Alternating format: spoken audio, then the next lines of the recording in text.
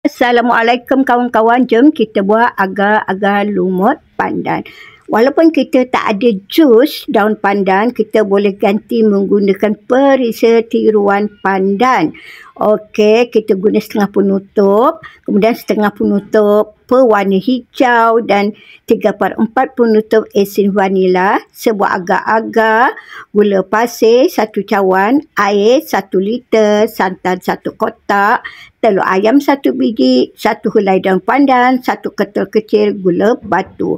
Okey, telur dengan santan tu kita satukan dan masukkan esen vanila dan kita kacau manja-manja sahaja. Okey, kita masukkan air 1 liter, kemudian masukkan daun pandan dan masukkan 1 cawan gula pasir.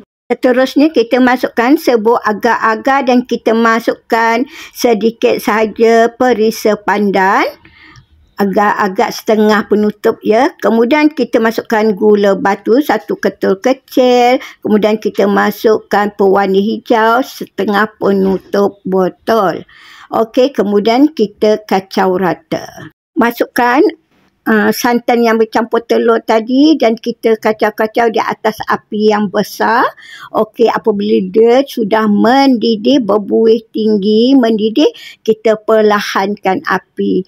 Kemudian kita buka balik api besar, biar dia mendidih lagi naik ke atas. Kemudian kita perlahankan dan kita buatlah proses ini sehingga 3 kali. Dan kita jangan terlalu banyak kali kacau ya. Agak-agak je kacau tu sebab kita tak hendak lumut kita, puding kita berlumut ke semuanya. Saya nak lapisan tu menjadi 2, 1 berlumut dan 1 tidak berlumut. Sebelum kita tuangkan adunan tu, kita basahkan terlebih dahulu loyang ataupun acuan ya, supaya kita mudah nak tanggalkan agar-agar tu nanti. Okey, kalau ada gelembung ataupun buih-buih di atas permukaan puding tu, kita cucuk-cucuk, kita buang gelembung udara tu ya.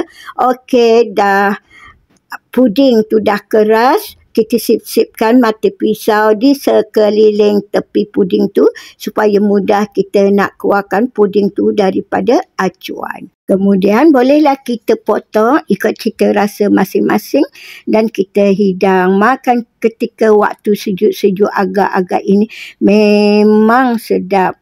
Alhamdulillah.